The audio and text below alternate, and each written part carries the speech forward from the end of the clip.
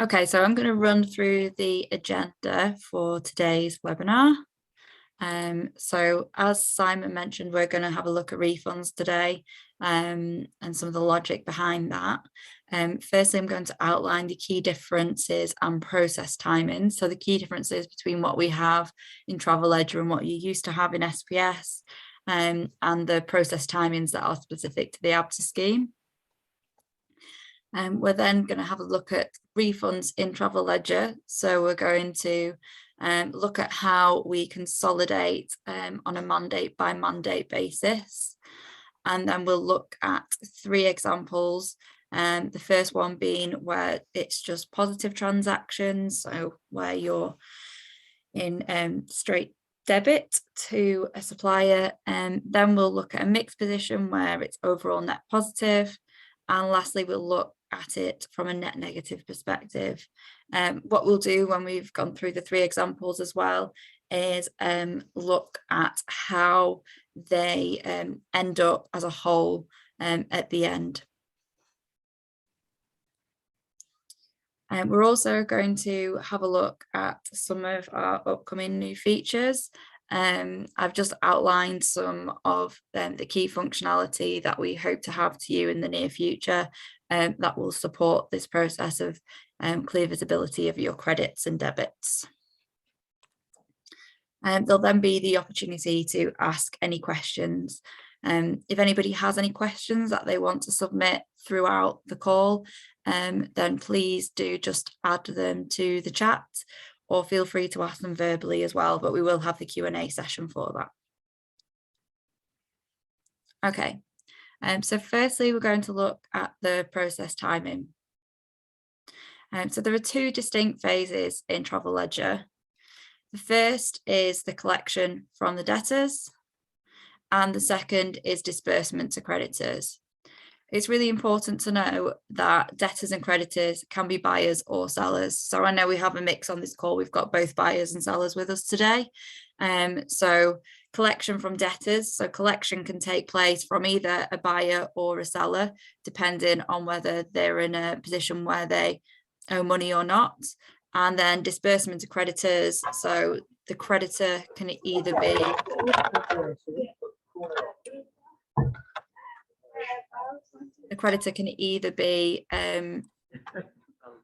a buyer or a seller again. So again, it depends whether you are owed money or not.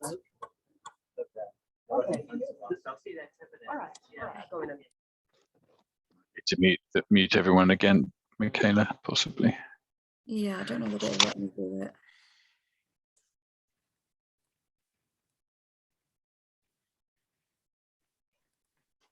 Okay, so process timings. I'm just going to recap on what happens when in Travel Ledger, specifically for the ABTA scheme. A lot of you will know these timings already, but it's just a bit of a refresher before we dig into refunds where we need to have these as reference. So first action and process that takes place in the platform as part of the settlement is a seller needs to upload their file, which contains all the transactions, and that can happen anytime between Thursday and Monday at 9:59 in the morning. Sellers can load earlier than that, but generally for the next settlement, we find that the sellers tend to load between a Thursday and that time on a Monday morning to commit their transactions to their buyers for the next review.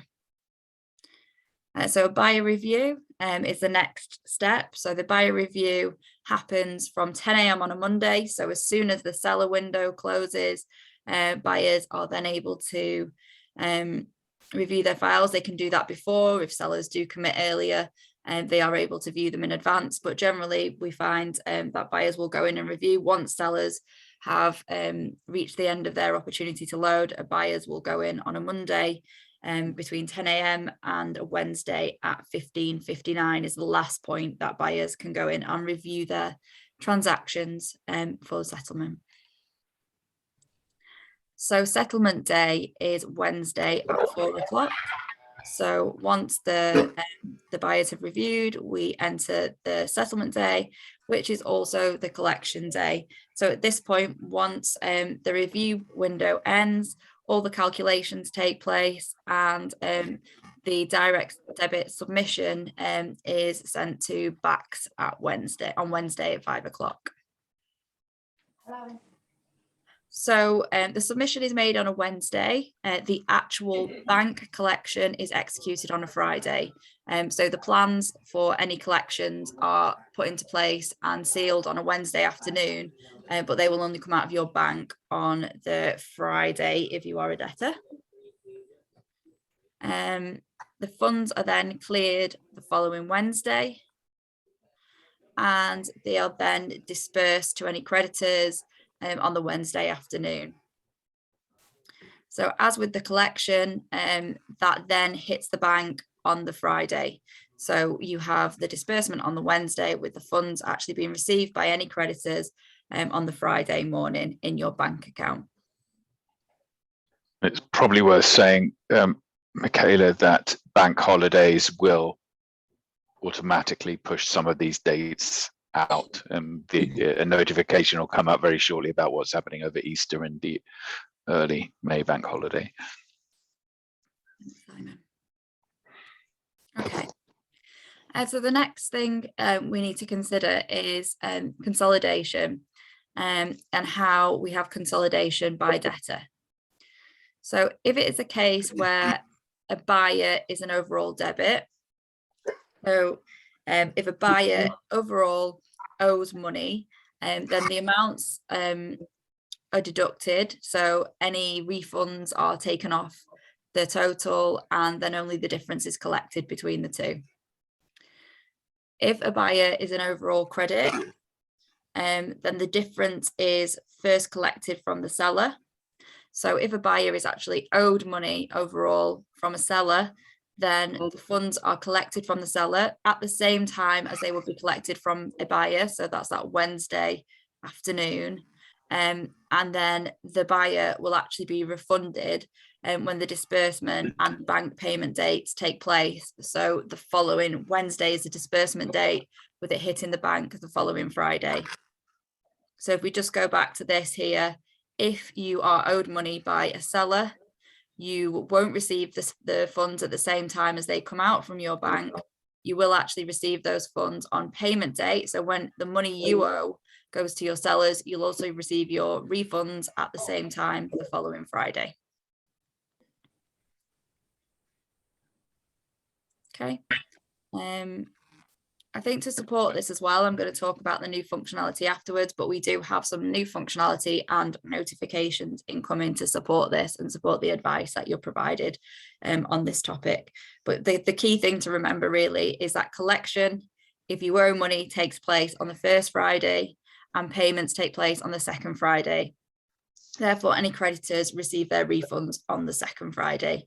Whether you're a buyer or whether you're a seller, it doesn't make any difference. If you are a creditor, you receive your money on the second Friday.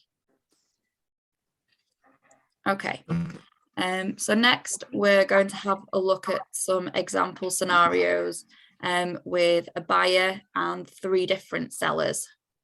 So example 1 is nice and simple. It's just to set the scene really.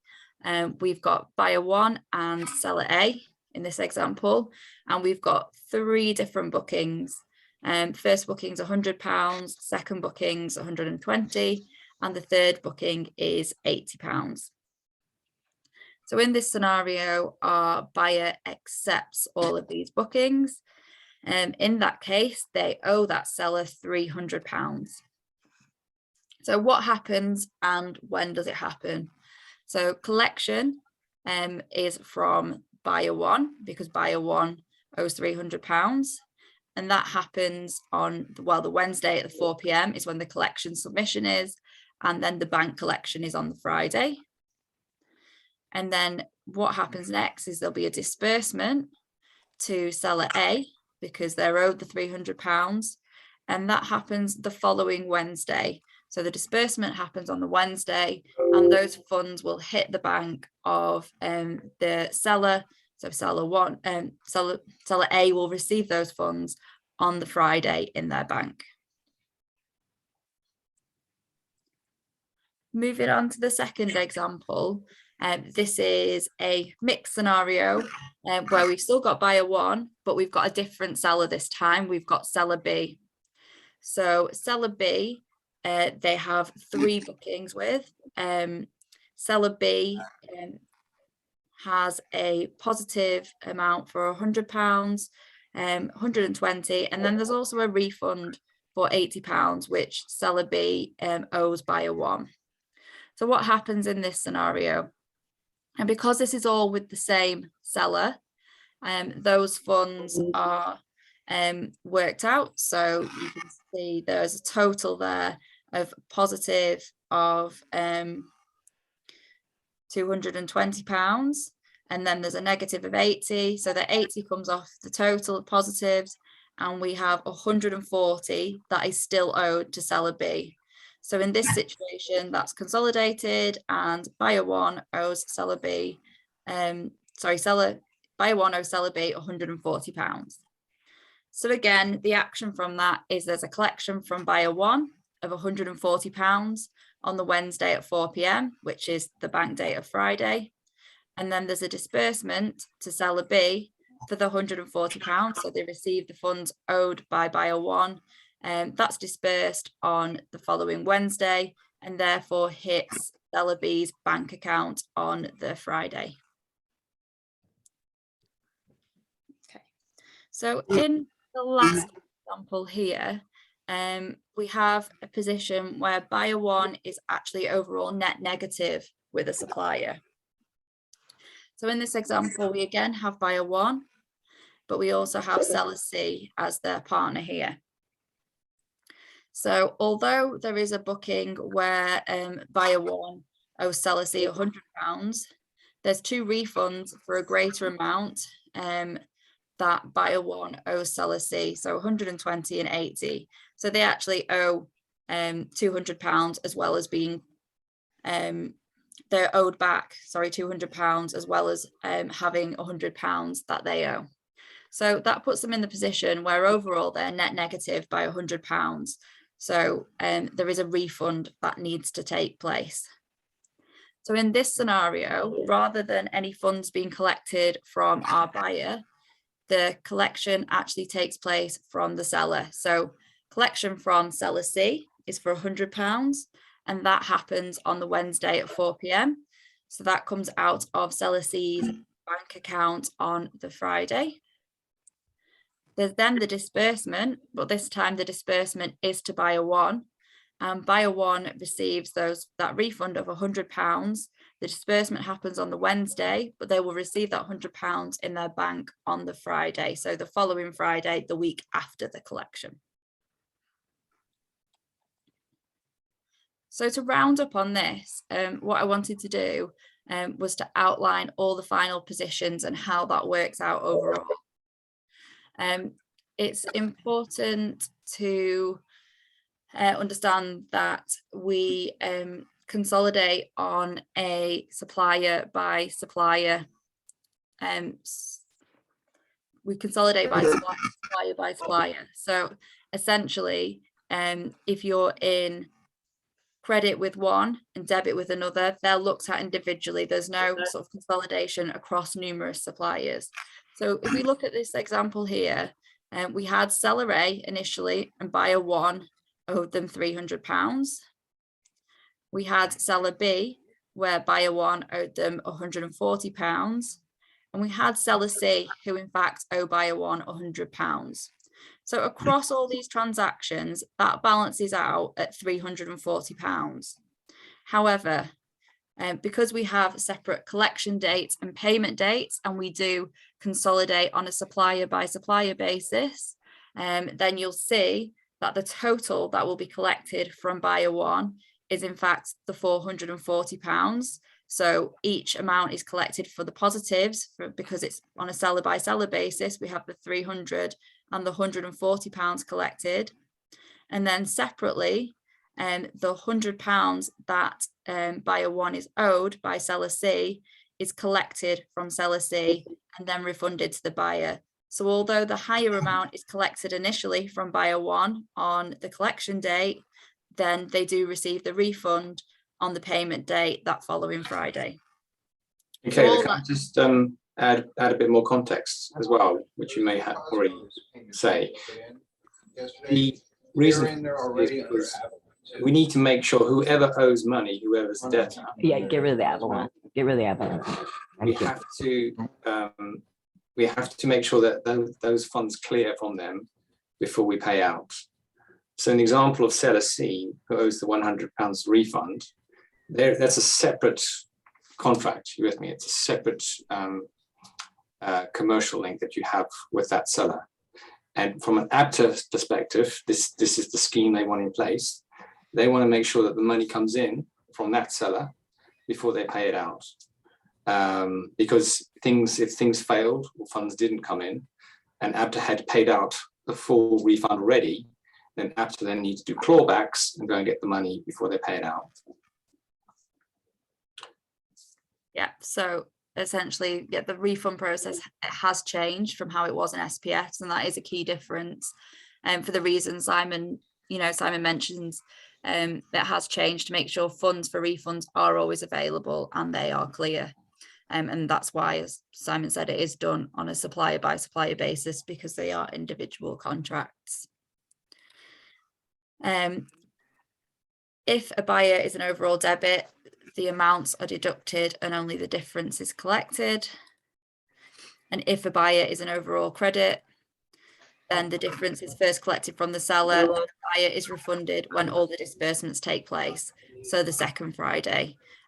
So do remember that is on a supplier by supplier basis, as we mentioned. Okay. In support of this, we are aware that sometimes it can be confusing as to exactly what is being collected from you and then what will appear a week later as refunds, with the dates being quite separate and not everything is available for you to view straight away in remittances in terms of refunds. So we currently have something in development which we hope to have to you at some point in May. We're working on a payment history flow. The payment history flow is going to provide the ability to sort by review end or bank date. So it's going to be a whole new area within the transactions area where you can go in and you can review your totals for collections and for refunds. You'll be able to see that as a whole, but then you'll also have breakdowns by partner. So you can see exactly which of your partners you are paying out to and how much. And then also if you're receiving any refunds, then you can see exactly how much you're being paid by which partners as well. So yeah, it's going to give you a clear view of what is being collected from your bank and then what will be refunded and when. So all the dates associated with that process are also going to be included in that new grid display, which will be available for exports as well, like we currently have for our other transactional grids. In the interim, however, in April, so in the next few weeks, we do have a new notification which is coming in. So once the collection submission happens on a Wednesday afternoon, we will be launching a new notification. The new notification is going to give you a breakdown of your credits and debit position overall, and then also provide that on a supplier by supplier basis. So that will be available in notification form, which you can find in the platform or in your email, depending on your notification configuration. So that will be with you in April, which should hopefully simplify things as well there.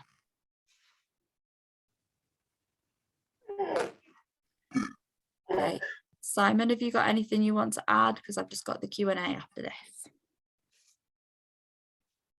Nothing from me. I'm good.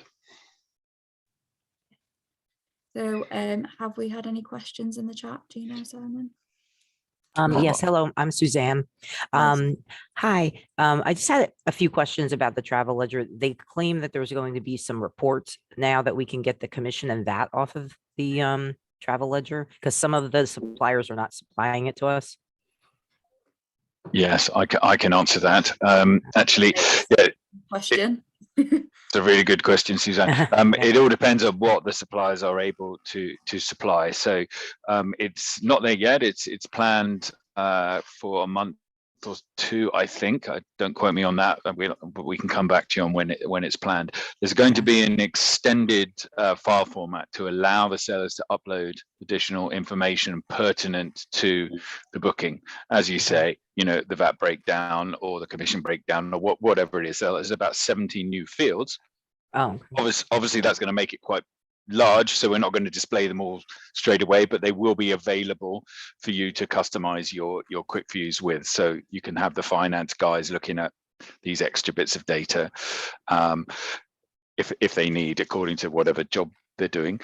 Equally though, coming up shortly, we are going to have some buyer notes field, and you'll see that in the platform much more quickly, so that when buyers are accepting, if they are accepting and have to ask a question or rejecting and they need to explain why, they can add that extra information, so that although that's the other side of the equation, right. it is a way that you can start to communicate with your sellers.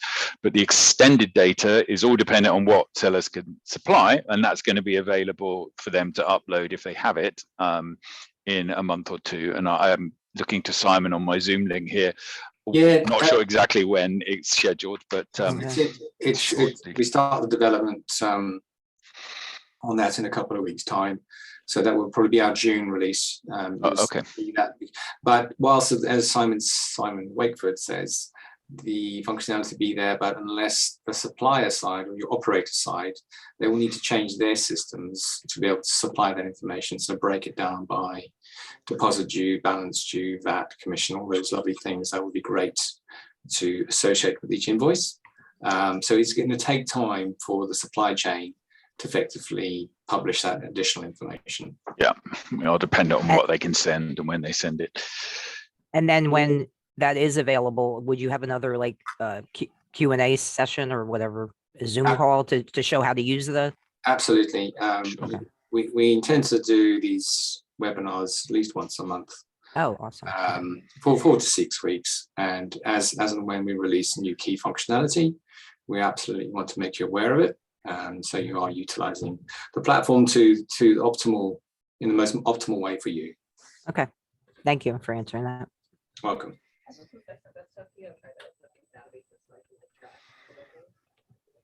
That's all I had. Okay. Thanks, Suzanne, for the question. Okay. Much appreciated.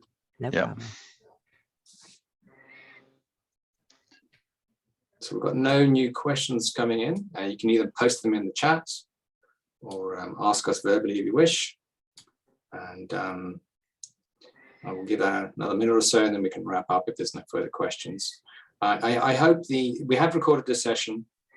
I know this refund logic is quite complex. I hope we managed to get across the message we were trying to impart to you today, and that it had just made it clearer for you. Yes. I think what we could do, thanks for that. What we can do probably as well, Michaela, is we send out another survey. We sent out a survey, I think, early in the year, and that was great because we got a lot of feedback from that. And we really value your feedback because it helps us shape the system. It's still a fairly new platform. It's 6 months old. We are learning every day, and as we learn, we put those learnings into practice and improve the platform. So it's got a lot to come over the next year. There's quite a rich roadmap of functionality that we are bringing into play. Yeah, absolutely. And I would say no questions are silly questions. No suggestions are silly suggestions. We may not be able to action them all quite in the way that was originally envisaged, but it's really, really good to get feedback, as Simon said. And if we can incorporate it, we will. Okay.